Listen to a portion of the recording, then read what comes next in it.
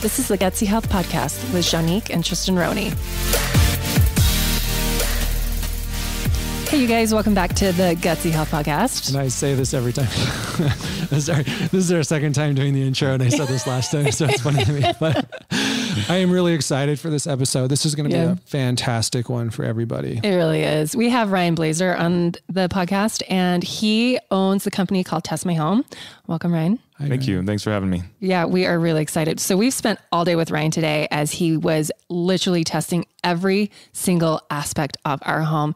And I cannot tell you how many times my mind just blew to pieces because of all of these massive aha moments. So do we, okay, I'm going to quickly tell you guys the story on how we got into EMFs, and then I'm going to let Ryan just tell us his story and everything. Do we want to do that? You're looking at me weird. Am I? Yeah.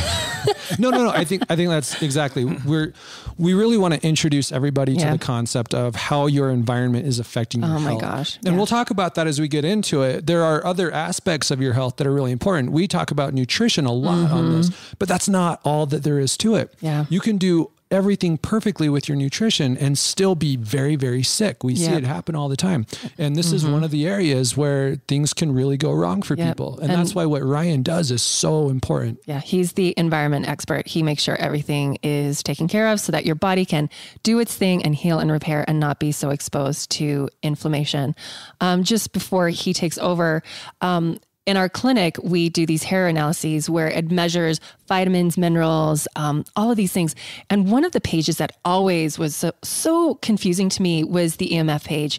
And when that showed up really strong for people that they were really affected by EMFs, I would make recommendations. I would say, like, switch off your Wi-Fi, or don't, have your Apple Watch on you. And people would come back and they would say things like, I'm sleeping so much better. My headaches are going away. My tinnitus is going away. And that just blew my mind because I didn't realize how important that was. And as we started going down this rabbit hole, it was frightening. It was frightening that we do not have enough, I don't know, what's the word I'm looking for? We don't have enough knowledge on this area, and we should. Yeah, we really should. You call it a rabbit hole, but really this is something everybody should be educated on. Everyone. This isn't something where it should just be a few radical people on the side. So that's what we're going to do today. Well, Ryan is. So Ryan, why don't you tell us a little bit about how you got into this? Yeah, sure. So I've been an electrical engineer for 20 years now. When I started my career, I was designing and building recording studios and broadcast studios, high-end churches, anything that had to do with audio, visual, electronics and stuff. And so in those environments, it's really important to not have electromagnetic interference or EMF, electromagnetic fields. And so I got really good at tracking down electric fields, magnetic fields, and making sure that the environment that they were recording in is a clean environment electrically. In doing so and spending time in those areas, I found that my health, I felt much better when I was in these recording studios, in these high-end churches. And then I'd go back to my office under the fluorescent lights in front of my computer and my cell phone, and I'd start to feel crummy again. And so after a while, I kind of made a connection between my health and the EMF levels around me, the electrical impulses that were affecting my body.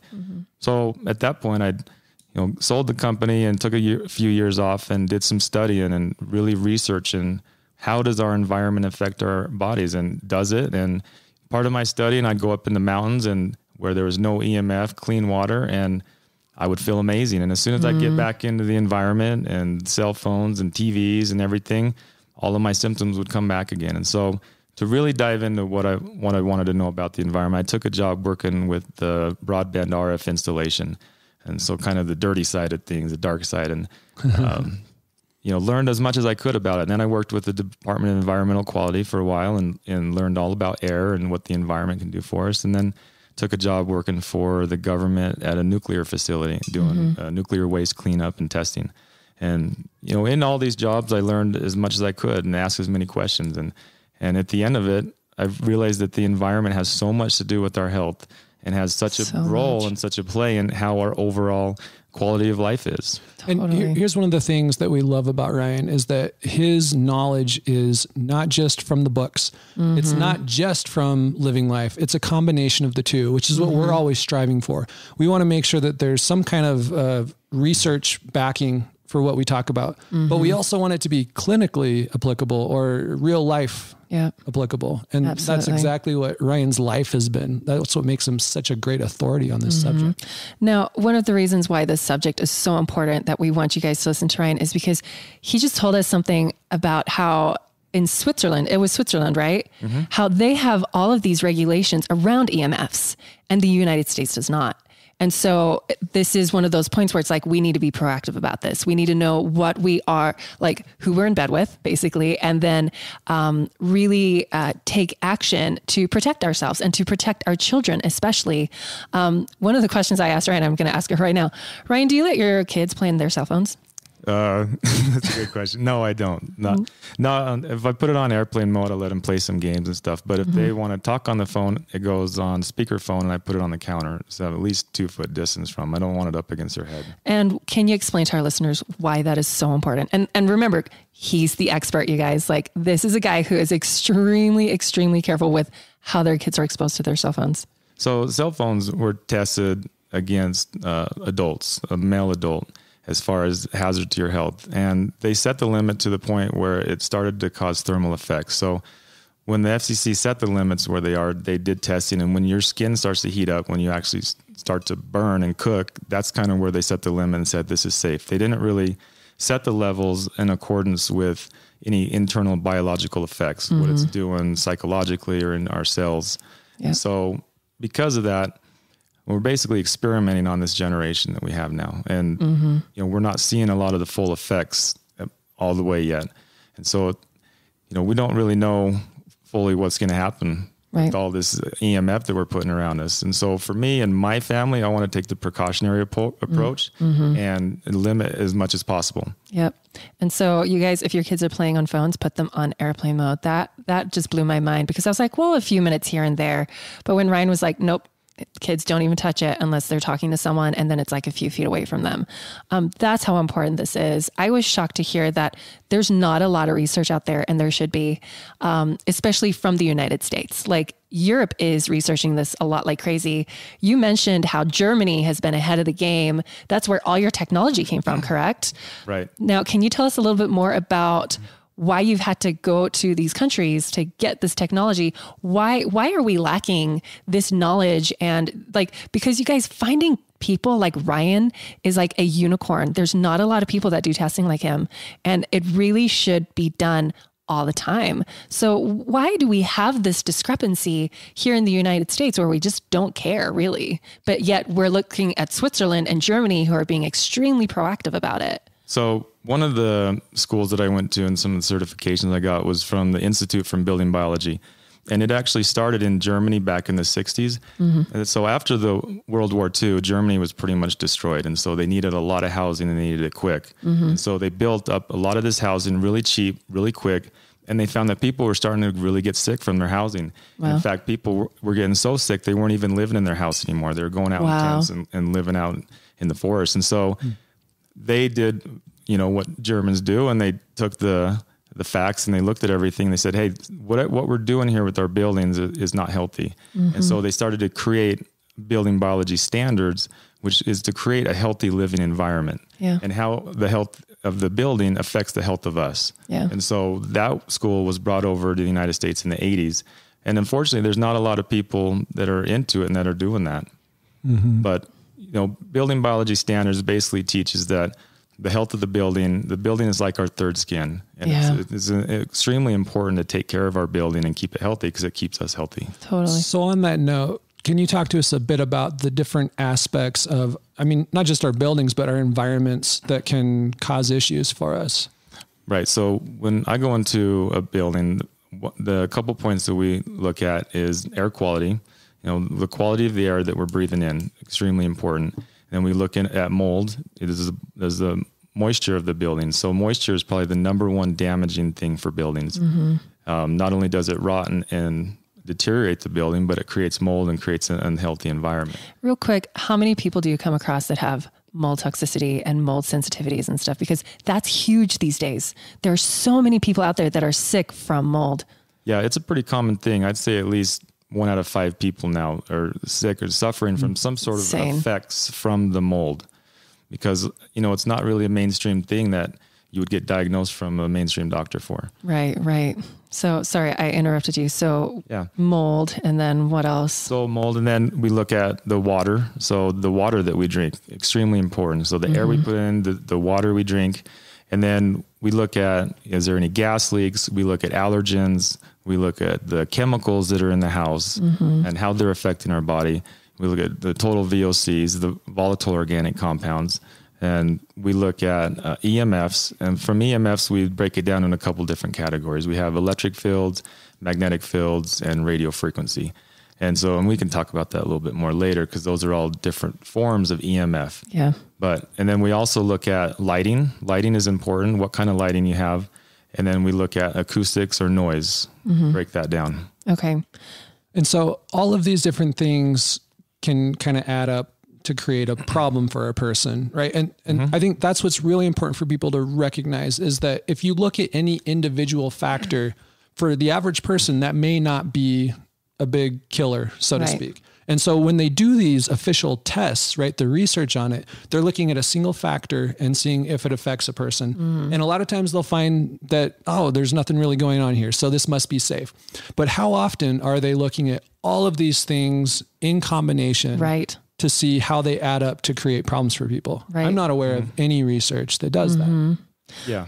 Well, and what we're recognizing and seeing a lot is, since the 70s and since the especially the 90s, like allergens in children have tripled.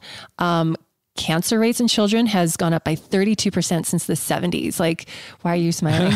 I think this is because this is like my fifth time I've said that. No, because I know it's important. To some people, this is the first episode they're listening to. Like these are really important statistics to understand, you guys, because they're scary statistics. Like, things are not improving, and we're taking more and more medications and more antibiotics, and we're getting sicker. And this needs to stop. And we need to understand, like, yes, nutrition's a factor. Yes, our environment's a factor. Right. And like, use these tools to help empower us so that we can heal our bodies and not keep hemorrhaging money towards the medical industry that's not helping us right now. And so what I just said is actually not accurate. We are doing a big research study looking at the combined effect of all these different factors, but it's not an official one, right? It's what we're doing to ourselves. We are using ourselves and our children as the guinea pigs in this big science experiment. And what we're finding is that we are getting sicker and sicker and sicker in spite of spending more and more and more money on healthcare. Right. So something is going on. We're not looking in the right avenues. Probably not. Basically. So, we're turning to medications where we should be turning to Ryan and having our homes checked, or turning to nutrition and healing our bodies. Right. Right. And so, going from here, let's talk a little bit about, should we talk about like fragrances and the VOCs in the home first, or should we talk about EMFs? What do you guys think? I don't know. Maybe first, let's talk about what we found with our home today. Oh, okay. Because people who listen to this podcast a lot know that Janique and we're pretty careful about our environment, right? We try to be really careful about the things we eat, where we spend our time. I mean, you may know we moved to the canyon, right? Into the mountains to escape all of the toxicity of city living. Yep. But in spite of that, when we did our testing today with Ryan, what did we find? Oh my gosh. Okay. So I told Ryan, I'm like, we moved to the mountains to get away from the cell phone towers. And he pointed out to me that there were a few things in our home that were even stronger than cell phone towers. And that terrified me because I had no idea. Can you explain to listeners like what that's all about? Because we all are like freaking out about things that we shouldn't be and don't recognize that there are things in our home that are really so bad for us. Right, exactly. So when I go into homes, a lot of times people have the misconception that this cell tower that's a quarter mile from my house is cooking me to death. Right. Or the smart meter that's on the side, or my neighbor's smart meter is cooking us to death. And so I pull out the meters and I show them the levels that are coming from those. And really the cell phones that we have in our pocket are just as powerful as those cell towers. If you think about it, they have to communicate back to the tower. Yep. So they have the same power level that the cell tower does talking back to the cell phone. So essentially everybody has cell phone towers in their pocket. Yep. All the time. Around all the time. Right. And then they make phone calls and they put it right next to their head. And as you show with the meters, 1.7 microwatts, and that's just a number to some people, but it's a very high number. So we want to be down in the 1 to 10 range for numbers in that level. So the Wi-Fi router is another one. That's basically a cell tower that's in your house. Yep. And we're radiating ourselves in front of it all the time. Can you talk to us about like Wi-Fi's and having like everything plugged in? Like, what is an ideal situation?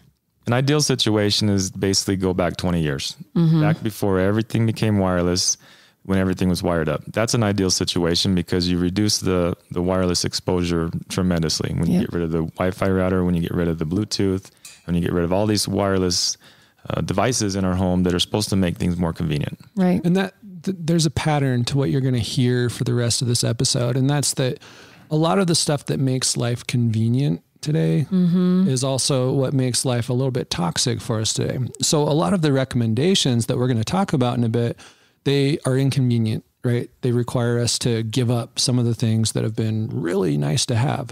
But the trade-off for that is that we get our health back. And that is worth so much more than the ability to flip on the Wi-Fi. Exactly. Right. Exactly. One of the other aha moments, you guys, that I had was when we tested our TV. Even with the TV off, that TV was radiating us like crazy. And so Ryan was like, hey, sell the TV and get a monitor or something, right? Yeah. Like things like your TV, you have no idea are like, and even when they're off too. Well, that's what we didn't realize is that our TV is never off. Right. We turn off the power and it's still fully on. And you have to unplug it. Yeah, you have to literally unplug it. And apparently this is a common thing for smart TVs, right? We don't want to get into the whole data collection scenario that's going on with this. But the fact is that those things are constantly transmitting if they are plugged into the power. Yeah. Right. Why don't we talk about EMFs right now? Like, let's talk about can you explain to us, okay, when people are talking about EMFs online, you mentioned something, how you thought it, like how people talk about it is cute because we don't understand it. Can you help us understand what it is we're dealing with? Like, what is this monster we're up against? So yeah, when people say EMFs and they throw that term around, there's three main components that make up EMF. So EMF is electromagnetic field. So the electro part is actually an electric field that comes off of our wires in the house. So the wiring of our house and also the power lines that run outside of our house, they create an electric field as long as there's voltage on them. This next part of the electromagnetic is the magnetic factor. So magnetic fields are created when you have current that flows through the lines. So in your wire in your house, they're always producing an electric field, but they don't produce in a magnetic field until you plug something in and create power. And the magnetic field is really small because the two wires cancel each other out. But you have devices that are fans, that are point sources that will create magnetic fields and it radiate out. And so however far that radiates out depends on how much power is going through it and how big the magnetic field is. And then you have the RF component, that's the radio frequency. And that's at a much, much higher vibration, and that's at a much higher frequency. And you're talking about the devices that are transmitting data over the air. So your Bluetooth, your cell phone, your wireless phone, all those things that transmit over the airwaves, that's radio frequency. And so that's three different types of EMFs. You measure them with different measurement devices. They also have different effects on the body. Okay. So just to recap, so there's the electric part, which is all the wiring. Then there is the magnetic part, which is like the appliances. And then the radio frequency, which is everything that makes our lives extremely convenient. Right. And when I was talking to you, you were saying that the magnetic and the radio frequency are the scariest to you. Yeah, I would say the magnetic is probably the most scariest. From my experience in doing this and going into homes, is a really eerie connection between people that have had cancer or have died from cancer that have been exposed to high magnetic fields in their house. And I hear that way too often. Can you share with us some stories of what you have come across? Yeah, one example is a gentleman I did a job for a while back, and I went down in his basement and he had a fly tying set up, and he was into flying ties for fishing. And he had this really old school lamp that had a big magnetic ballast on it, and it was powering a fluorescent light. And it was right on the desk, right about stomach level where he was working. And as I got into the room measuring with my magnetic meter, it started going off the charts. And when I got over to where he would be standing working in there, the levels were really high, way off the charts, way safer than what you want to see. And so I told him, look, you probably need to get rid of this light because it's going to do some harm to you, possibly give you cancer or something. And he looked at me kind of, with this look in his eyes, like, well, I can't really do that. It's my dad's. He passed it down from me, and he died recently. And I said, well, what happened here? And he said that his dad had died from stomach cancer. Yeah. And so, I hear those kind of stories way too often. Yeah. So to me, the magnetic fields are the most dangerous fields. Okay.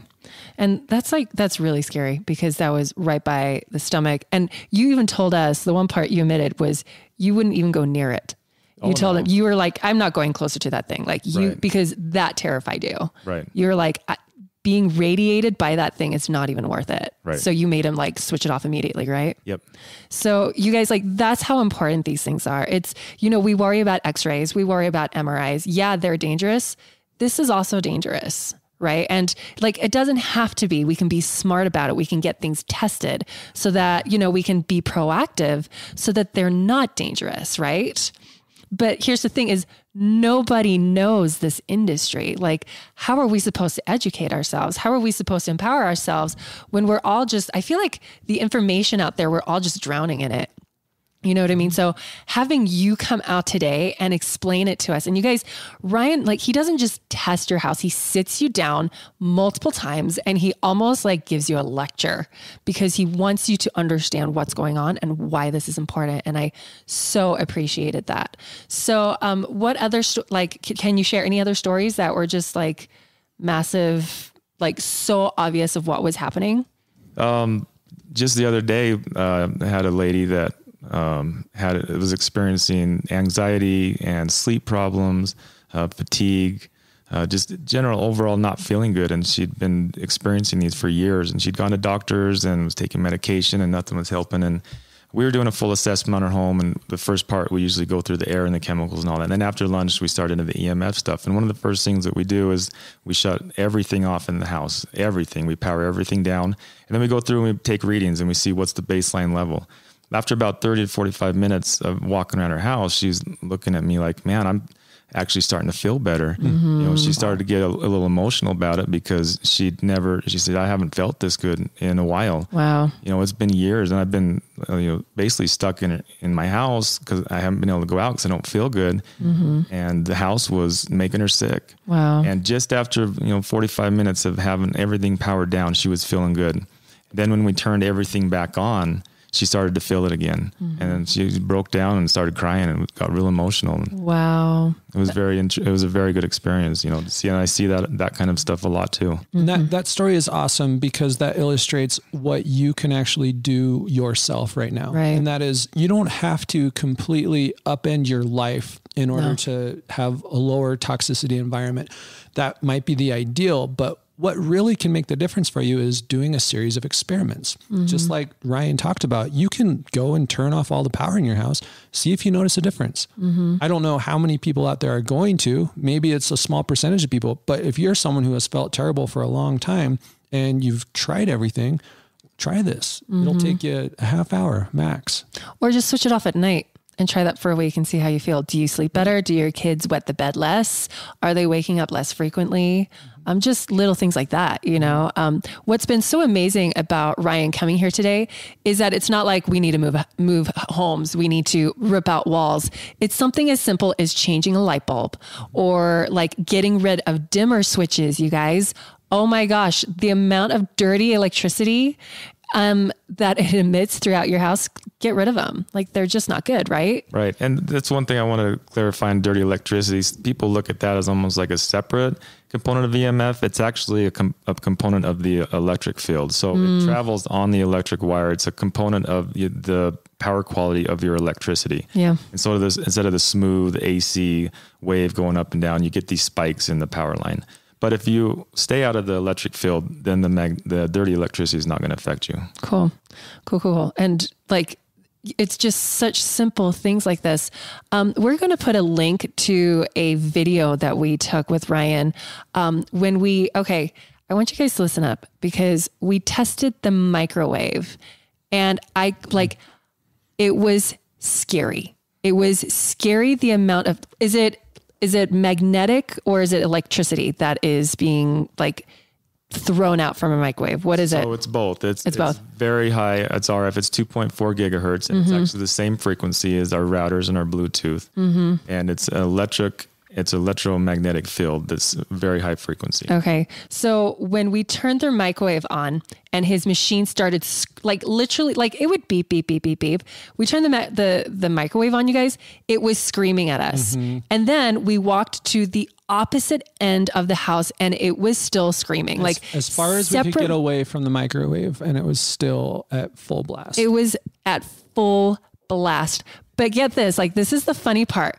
We could tell when my neighbors were putting on their microwaves because it would bring up a similar frequency, right? Like, so as Ryan's going through the house, he's like, oh, a microwave's on right now. And it blew my mind that my neighbor is radiating us right now because their microwave is on. So one of the best things you guys you can do for your health is, one, if you have a microwave, recycle it, or two, just don't use it. Well, before we go there, I have a question for you, Ryan. I've heard, in fact, one of the people I used to follow a lot is this guy named Dr. Greger, who is supposedly very research-based. His claim is that microwaves are totally safe. Is that true? I mean, I would go ahead and tell him to put his head in the microwave and turn it on high for a minute and then see if he still agrees with us on that. So has anyone ever done that? Because they're too scared. Don't want to die, right? Right. I mean, anybody that says that ionizing radiation is not dangerous just obviously isn't educated. It's not a debate whether non-ionizing radiation is bad for us. I guess the debate is at what level is it safe for us? Because microwaves are non-ionizing radiation and they'll cook your food pretty fast. They'll cook your skin. I mean, they'll cook you. Can you help us understand real quick the difference between ionizing and non-ionizing radiation? Non-ionizing radiation is on the electromagnetic spectrum. It's everything below the visible light. Okay. So any ultraviolet down is all considered non-ionizing. So ionizing radiation is everything that's above the visible light. So you got your X-rays, you got your gamma rays, alpha rays, beta, your cosmic, all that high energy, high frequency is considered non-ionizing. And that's the stuff that will actually physically do damage to your cells, to your DNA. So like an X-ray machine, you said, would be a good example of ionizing radiation. Right. Yeah. Which is why they have to shield everything except for what they want to do. And there's really no debate on whether that's harmful or not. Right. Well, what really blew my mind was I was like, well, when I use my microwave like once a month, I will stand in front of my children to like block them. And Ryan was like, there's absolutely no way you're protecting your children. Like, no, I mean, he said teeny tiny. He said like 1% maybe, but can you please explain to listeners, like, what is actually happening when that food is in that microwave? Because, okay, I want you to explain it because you're going to do such a good job with it. I was going to try and it's not going to come out good. So the energy of the device in the microwave is pushing and pulling on the electrons so hard inside the molecules of the food that is causing them to vibrate and rub against each other and create heat. And it's destroying them. And it destroys them. Like you can't do that to electrons on atoms, you guys. Like that's radiation, essentially. That is radiation. You know what I mean? So the rubbing together is generating the heat that heats up the food. But in the meantime, we're basically frying. We're destroying it. Killing every living thing in it. Enzymes, proteins, amino acids, it's all just dead food. Right. Yeah, you're completely destroying it. And then even though the microwaves are shielded or whatever, they're still blasting everything within a 300 yard radius, it seems. Right. And you guys get this, like it's not even regulated by the government. Like microwave ovens or microwaves are not regulated. Why? Like, why is no one saying, hey, everyone is radiating themselves with this? Like, what's the deal with that? I think it's not really considered a communication device, so it doesn't really fall under the FCC's guidelines. So they're only testing communication devices. FCC pretty much regulates just airwave communication devices. That's unbelievable. So, because go ahead. Because I was going to say like our cars are regulated with the amount of fumes that are put out, you know, like we have all these other regulations, like with something so damaging. Like, would you say out of everything you tested in our house, that microwave test was the most toxic thing that could have been happening? Yeah, absolutely. Like, yes. And that's in everyone's homes, like everyone's homes, you guys. Get rid of your microwaves. Don't even give them to your friends. Like, don't have them radiate them their kids. What were you going to say, Stressors? No, so I was going to say, you can say once again that, well, the research hasn't definitively shown that this is harmful to you. And that's totally fine. But just remember that until they do the actual extensive research on this, you are the guinea pig. You're the guinea pig. You are the test subject. And if you're fine being that, that's totally up to you. That's fine. We're not. No. Right. And once again, if you are sick, if you are having issues, this is such an easy thing, right? This is the low hanging fruit that you can experiment with. It totally Try is. heating your food up on the stove. It tastes so much better. I promise you. So much better. Okay. One other aha moment that all of you moms out there that do the cooking. Okay. Cause I told Ryan, I was like, every time I cook, I am exhausted. And it could just be like the mental fatigue of managing two little humans who are constantly making different demands, right? You're all the time. Through one dish, like, I want this instead. But I was like, why am I so tired? And we measured the VOCs in the room before cooking. And then we cooked and it was like through the roof. And why is that? Like, what is happening when we're cooking? And why do we need to know this? So just a clarification, it wasn't necessarily the VOCs, it was the high particulate matter. So the smoke level, but still that's dangerous. So what it's doing is just throwing a bunch of particles up into the air that we breathe down into our lungs. And those really fine particles is similarly the same consistency of the smog and the stuff we have outside. And so that can get deep down into our lungs and get into our bloodstream. But the other important thing we were talking about is the CO2. The carbon monoxide. The carbon monoxide. So because it's a gas stove, you guys. So if you have a gas stove, make sure that it's vented outside and make sure that you turn your fan on and use it when you're using the gas stove, because that's going to produce carbon monoxide. And that was a really valuable thing that we learned today, because we don't usually run our vent. When something's like smoky, really do we switch it on? Like every time you're cooking, you guys, you need to put your fan on and open a window if you can, because that carbon monoxide, please tell listeners what you said about carbon monoxide machines and how they are not the detectors. Yeah. The detectors and how they're not meant to detect like low amounts of carbon monoxide, even though it is toxic to you. Right. So the carbon monoxide sensors that you buy at Home Depot and put in your house are set to a level to just below the level that's going to really seriously hurt you or even kill you. Because they don't want everybody across America, those sensors going off whenever they cook and then calling the fire department. They're not set to a low level. They're not set to a level that will hurt you. They'll make you sick. They're set to a level to where if those things go off, you need to get out of the house immediately because you're close to death. So by the time the alarm has gone off, it's almost too late. It's way past the healthy point. Right. So when you're cooking, you guys, especially if you have a gas, like it's only for gas stoves, right? Any gas appliance, anything that's burning hydrocarbons. Okay. And then put off carbon monoxide. Open your window and put your fan on all the time. If you're cooking eggs, if you're warming up oatmeal, like put that fan on and get air flowing, because you do not want to expose yourself to carbon monoxide and then be exhausted all day. Because I'm not kidding. Like every time I cook, I am exhausted and I'm like, oh, I must've just been working really hard. And this was my light bulb moment where I was like, no, I am literally depleting myself. Like I am poisoning I'm suffocating. And that's why I'm exhausted. And I need to like go sit down and like take a nap.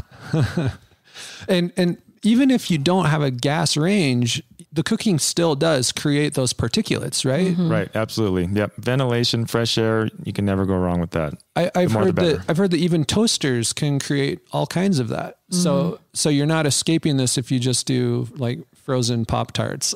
Oh yeah. How are toasters? We didn't even test that. Are they pretty bad? Toasters aren't too bad, actually. Oh, good. Right. Okay.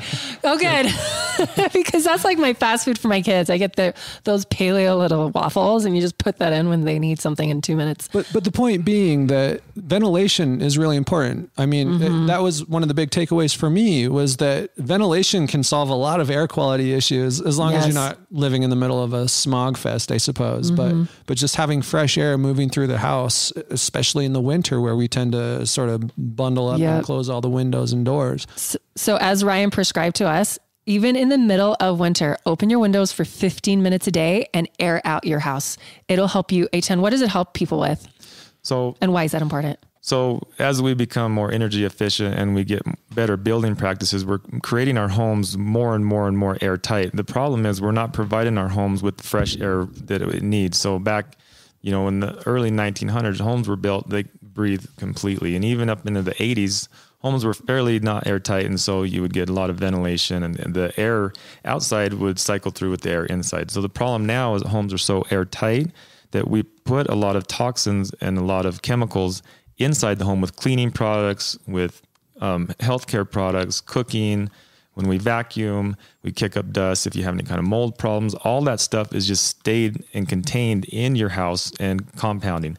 So unless you open the door, open the window, get some fresh air in there, you're just compounding the problem. And so you just have the stale air inside your house causing all kinds of problems. And there were some spots in our house that had just crazy high levels of all these different particulates. It was terrifying to see those numbers. Yeah. And this is in a household where we thought we were doing really well with this sort of a thing. So can we talk a little bit about like carpets versus wood floors? Because that was my big aha moment. You guys, if you have carpets, you should and you only need to steam clean them. Is that correct? To get the particulates out, you just need to steam clean. If you have some serious stains in there, you might have to spray some healthy chemical on there or something to get that up off the ground. But if you're just cleaning your carpets to clean them, go through the motion, get the particulates out, a lot of times you just need water extraction. You don't need to put all those chemicals on your carpet. In fact, don't, right? Because they're super toxic to you. Yeah. Right. And how many times should people be doing that a year? So high traffic areas, I recommend every 6 months in a room that you don't use as much every year. Okay. And it's not just because they're getting dirty. It's because they're collecting dust. They're collecting dead skin cells. They're collecting insect parts, insect feces, collecting mold spores. They're collecting everything that you bring in from the outside, especially if you don't take your shoes off outside. Right. If you don't take your shoes off, you're tracking everything in from the public bathroom to everything that was outside when you filled up your car with gas, all the hydrocarbons, the gasolines, all that's being tracked into your house and on your lawn. Now, if you have little kids that like to play around and crawl on the floor, all that stuff is getting on your kids now. Well, and you guys are probably listening to this and you're like, well, why is this so important? Does your child have allergies? Like, do they have asthma? Do they have like sinus infections? Do they have skin problems? Because all of these things, these particulates, aggravate the immune system. And if you guys have listened to podcasts in the past, the issue that we're running in today is weakened immune systems. Like, we are not eating well, we're not living well, we're not, and so our immune systems are in overdrive and they're overworked. And so we have these issues like allergies and skin issues. And so these particulates are aggravating that. They're creating more stress. And so does your child react to these kinds of things? Well, look at their immune system. If their immune system is strong, they might not have symptoms, right? But if their immune system is weak, then they might be extremely reactive to these kinds of things. Have you seen cases like that as you've been going into people's homes, like where children have had all of these lung issues and them just doing some simple cleaning stuff helped clear that up? Right. Yes, absolutely. And so also we could maybe talk about the rain barrel effect. Yes. I think that's a good analogy for, we start life with an empty rain barrel. And as we go through life and we do, we are exposed to toxic chemicals, or we get sick from viruses, or we maybe have vaccinations, or we get into any kind of environmental sickness or toxins. All that stuff starts building up and filling up our rain barrel.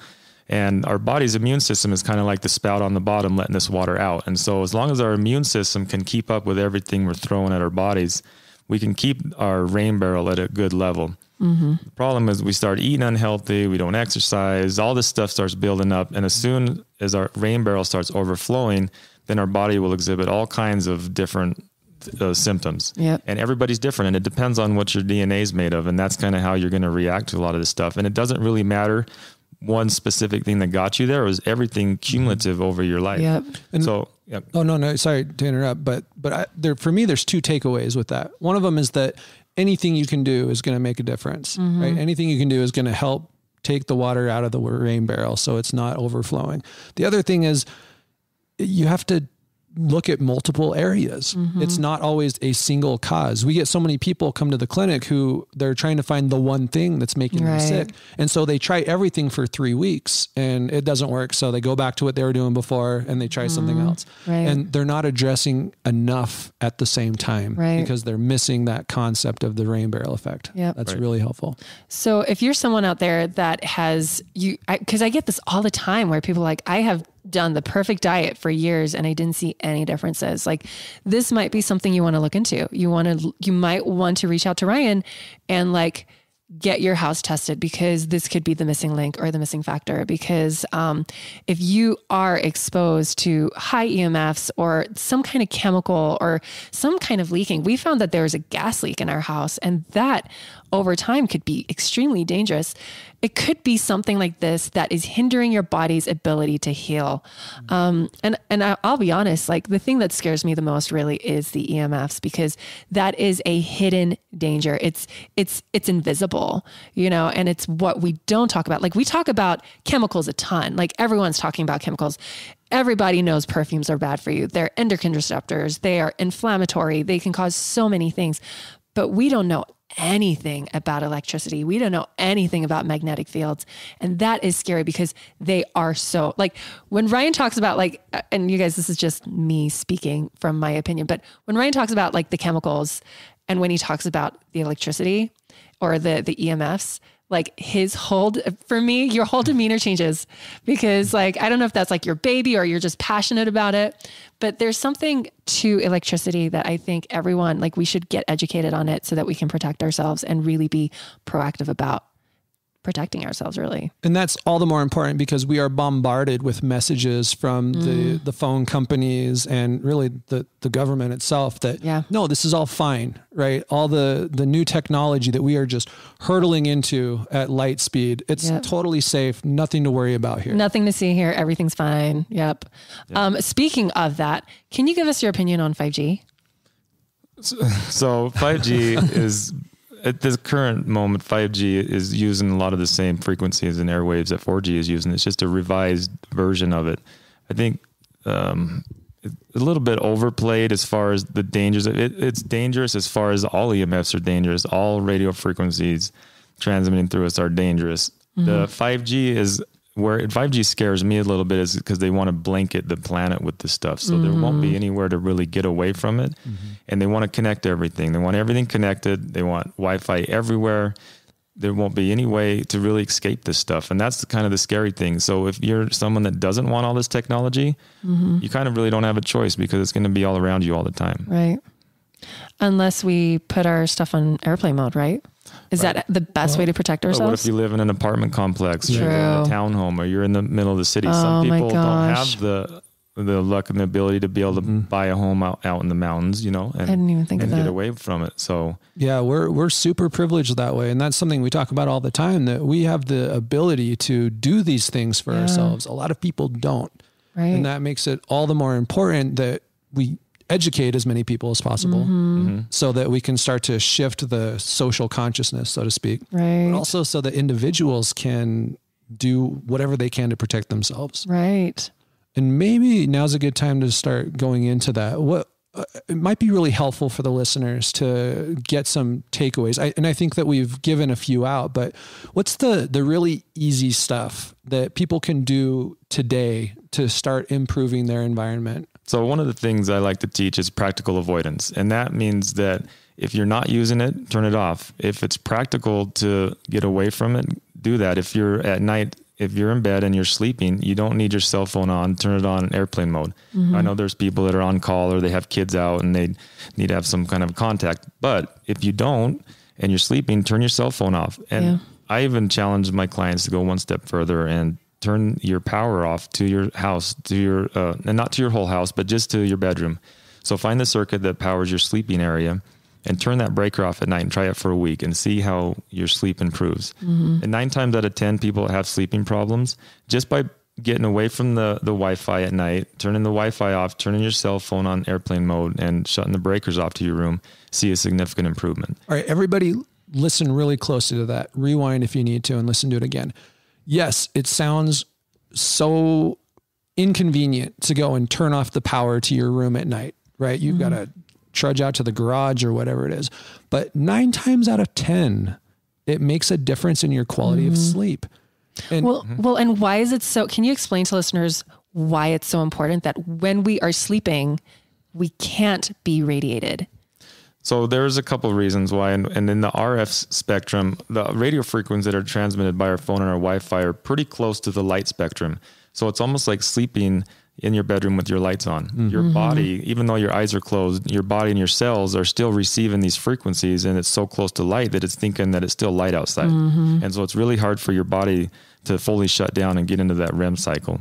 So the reason that we want to shut the electrical circuits off is because of the electric field that's emanating out from the electric wire that's running inches from your head. So as you're laying down in your bed and you got the electric wire in the wall behind your bed connecting the outlets, you have this electric field that's radiating out up to 6 feet, positive and negative, 120 times a second, essentially vibrating your cells.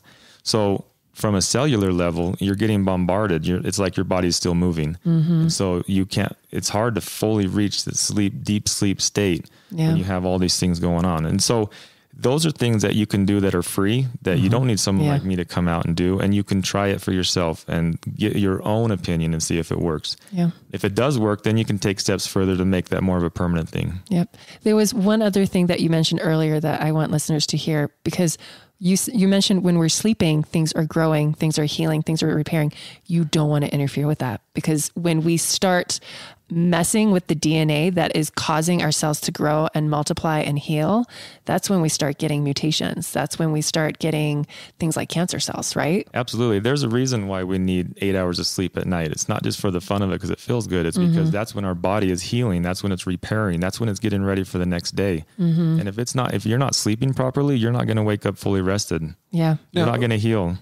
One of these days, Janique and I will actually get our own sleep taken care of so we don't feel like such big hypocrites. And then we can actually do an episode on sleep because it really is so important. But one of the keys with sleep is that when you're getting good quality sleep, you tend to remember your dreams more.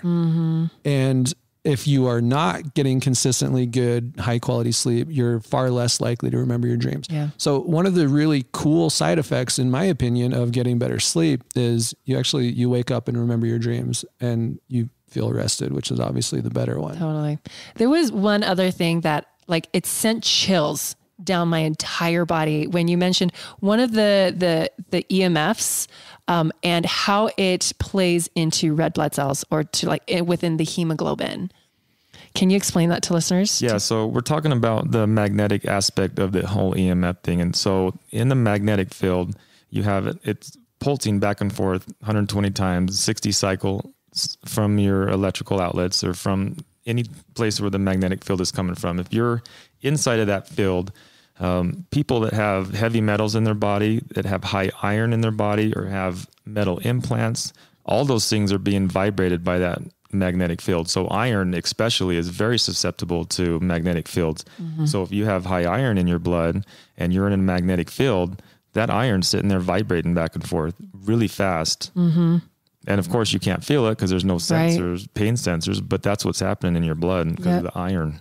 Well, and I'm there's no research that I'm reporting right now, but that almost was like an aha moment for me because of all these, this massive increase in blood cancers that's happening in children these days.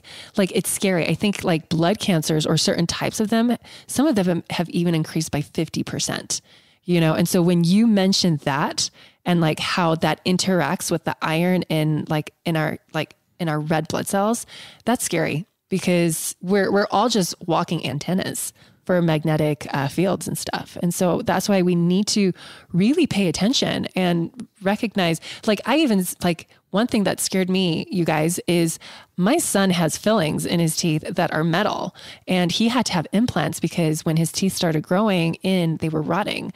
And so when Ryan said that, I'm like, oh my gosh, I need to protect my kid because him just holding a cell phone or being near some kind of magnetic whatever, it's way worse for him. People that have heavy metals, which is most of us because of all these heavy metals that we're getting through our food, that's making us even sicker, And so these are things that if you have illnesses that no one's been able to help you figure out, this could be the missing key to that. If you have kids that are sickly or tired all the time or lethargic, this could be the missing key to that. Or the answer to that, Even if you think what's going on in your case, for instance, that you've got heavy metal toxicity, this could be exacerbating that. Totally. Right? Because those magnetic fields are then stirring up those heavy metals in your body, especially if they're in your brain. It could be doing all sorts of things to you. Totally. And again, we don't have strong, hard evidence that all of this is in fact happening. But do you want to be the guinea pig that finds out from personal experience? Do you want your kids to be the guinea pig? Because that's who it's affecting. It's not affecting us. We're already grown. You know what I mean? Like, we're still exposed to it, but they're being exposed to it from young. Right. I mean, we're giving cell phones to babies, we did that to Tennyson because he was so colicky. Every time we had to drive somewhere, he was screaming his head off. So what did I do? I put a phone in front of him and I had him listen to Baby Bomb. And looking back, I'm like, oh my gosh. What was I doing? But when you know better, you do better, guys. So don't let this freak you out. Like, I know this can probably be like really stressful and like triggering, but you guys, like these simple things that Ryan is telling us to do, everyone can do it. And you don't even have to pay $1 to do that. However, I do highly recommend you call him and have him test your house if you can. Go ahead, Tris. Yeah. No. So on that note, like we've talked about some of the stuff you can do on your own, but if you're out there and you're feeling like I need more help than this, I need to get really serious about this. How much are you able to help? Is there a limit to how far you can travel, Ryan? So what does that look like? Right now we're kind of in the southern Idaho area, northern Utah, Wyoming area. So, I mean, we're based out of Sun Valley, but we can travel a little bit. And so what I do is I tell people that are further away that want me to come, there's some travel expenses to that. But if you line up 5 or 6 people, we'll waive the travel charge and we'll just go out there and bust out some assessments and let's figure out what's going on with people. Because ultimately I want to get out there in the homes and uncover these problems, because not very often that I go and do an assessment where I don't find a problem. Yeah. And a lot of times it's a problem that could cause a serious illness in the family. And so I like to get into the home before someone is sick. Unfortunately, a lot of times people won't reach me or find me until they're sick, right? Because then they're desperate. They're looking. They haven't been helped by the medical doctors. And so they come across me and I go in and we find the problem and we fix it. But I'd like to start reaching the people before they get sick. Yeah. Get into the homes, do this testing and find out where the problems are to keep them healthy. Totally. Because what is that saying? The whole pound of cure or whatever. What is that saying? I'm going to butcher it. An ounce of prevention is worth a pound of cure. That's right. And that's totally true in this situation. There was one other, do you think we would be getting too technical if you told people the red flag that you found in our house? Or would that be really easy to explain? So which one? The one with we're in so much trouble. I know. Well, we did have a few. So the magnetic field. Yeah, the magnetic field with the water pipes. Yeah. So we found a pretty large amount of current flowing on the water pipes going through the ground and then back into the transformer. And so we haven't dug into that yet. So we spent all day just finding out what the problems are. And then I'm going to come back again and we're going to actually fix some of those problems. So what exactly is causing that? We're not 100% sure, but it's fairly common for if you have an older home, previous 2000s that have metal copper pipes, a lot of times they're grounded to your electrical panel. So if you have any kind of stray current or your neighbor has any kind of stray current, that current could find a path back to the transformer through your water line. It doesn't have a canceling path like the other wires in your house, so you're going to get a large magnetic field. And so in your case, you have that wire running underneath the corner of your bed. So you're getting a higher level of magnetic field by your bed, which is pretty serious. Yeah. So we've got this magnetic field that we're sleeping in, and we've got fluorescent lights in our garage, which is right underneath our bedroom. And sometimes we leave those lights on overnight. Yeah. And we learned today that those lights are creating an insane magnetic field.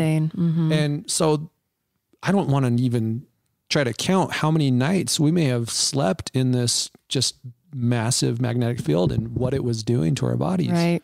And again, the solution is so simple, you guys, just switching things off. You know what I mean? Now, the one with the water pipes, for instance, in the magnetic field, that's a little bit more technical. That's something you absolutely want to get on, because those are the things that cause cancers, for instance. Those are the things that cause very serious health issues.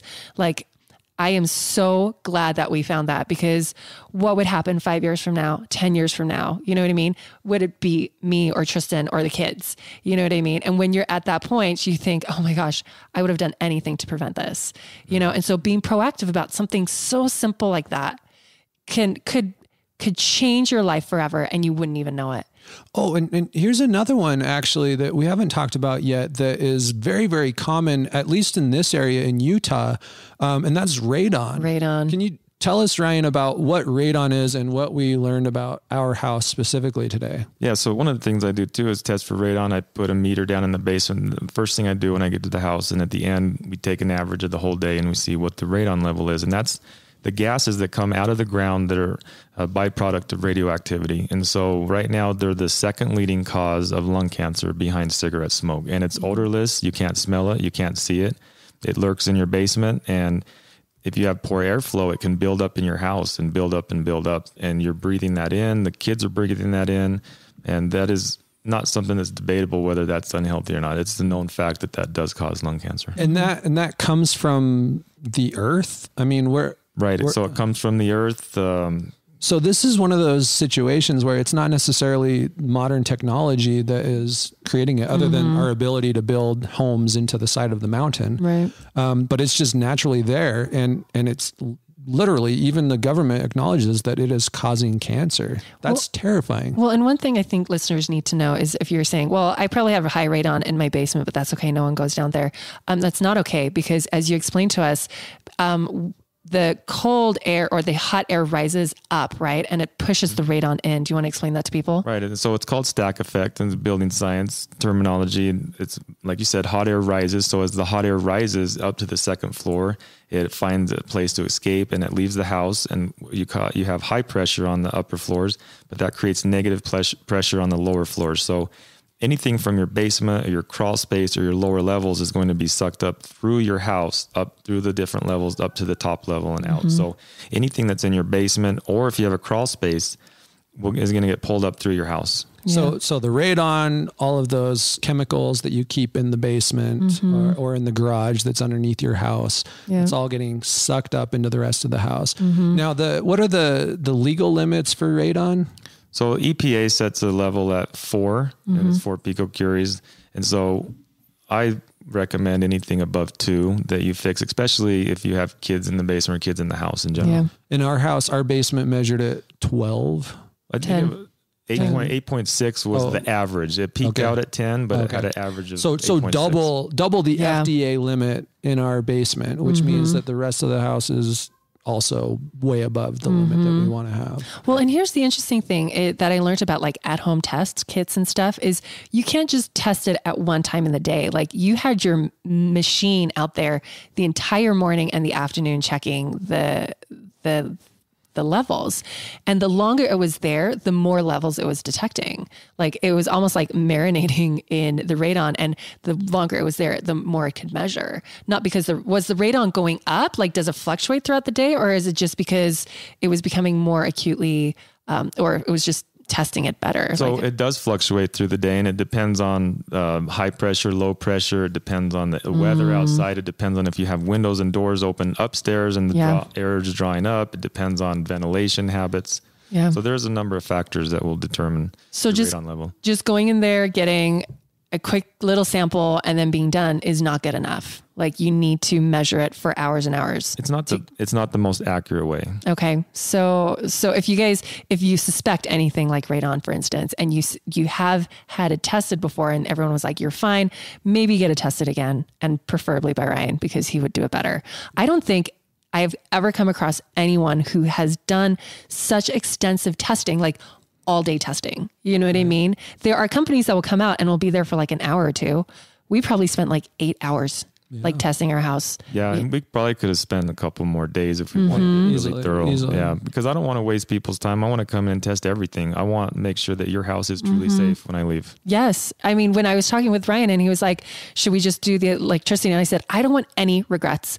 I need to do this now or it's never going to happen. One, because you live in Idaho, but I'm like, but no, like I need to be able to sleep well at night because, and again, you guys, like, I guess my stress is a little bit high, but because we deal with so many sick people all the time, I never, ever, ever want my children to be sickly adults. Like I want to gift them the gift of health for the rest of their lives. And this is one of those ways I can do that for them. Okay. Go ahead. No, sorry to interrupt. But quick soapbox moment, right? So we have this list of things that we need to do now, and it's a pretty extensive list. And it is easy to feel overwhelmed by that, to feel like, oh my goodness, we are all going to die if we don't take care of this immediately. And we're looking at many, many thousands of dollars worth of changes here, right?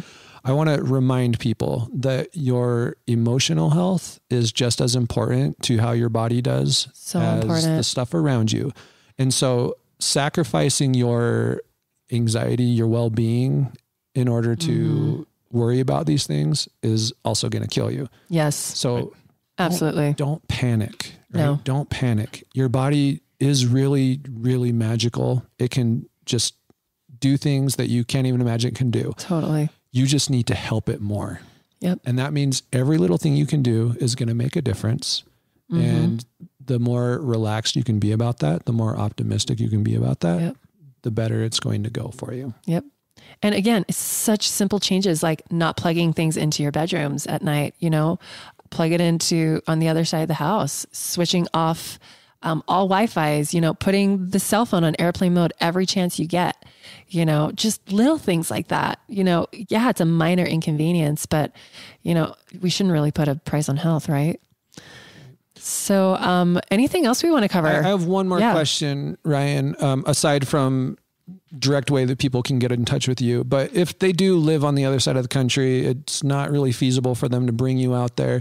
Is there any way that they can find someone like you, or at least similar to what you do in other parts of the country? Unless they can just fly you to the other side of the country. Well, I mean, if they can, absolutely. But yeah, I'd be more than happy to travel. I like traveling.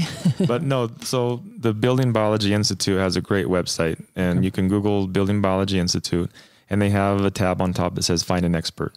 And you can click on that tab and you can look for people like me in your area. Very so cool. Some of those people just do EMF, or they just do air quality. Some of them do all. And so you need to talk to them and find out and see if it fits your needs. And honestly, people, I think that Ryan is a gem in the rough here, because I don't know that there's anyone with the extensive background he has in all of this, having the electrical engineering degree, having done nuclear cleanup, having done all of the sound equipment that taught him about EMFs. I mean, nobody else is going to have that. So hopefully he is able to expand his business a lot more and be able to cover the entire country. And that he deserves it, and everybody deserves to have access to him.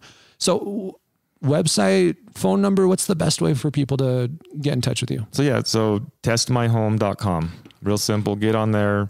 We have a lot of information on there. You can kind of see more about who we are and what we do. And there's plenty of ways to contact us through the website. Awesome. Test My Home. And we'll upload all the videos that we took today and photos and stuff. Where can people find that? At our website, mygutsyhealth.com/podcast. And but like the photos and stuff, because we're going to upload videos. We'll upload it to the blog post. The blog post. Okay, perfect. But I don't know what the link is yet because it's not there. So. Okay. so if you guys are looking for it, just reach out to us and we'll put you in the right direction. But absolutely, everybody needs to see that microwave video, because that was shocking. Yeah. Oh my gosh. And all the other videos too, because they were equally as impressive. Maybe not as impressive as the microwave. They were all really cool though. Is there anything, like any parting wisdom? Like, what is it that everybody needs to know? Or like, how do you want to end this podcast?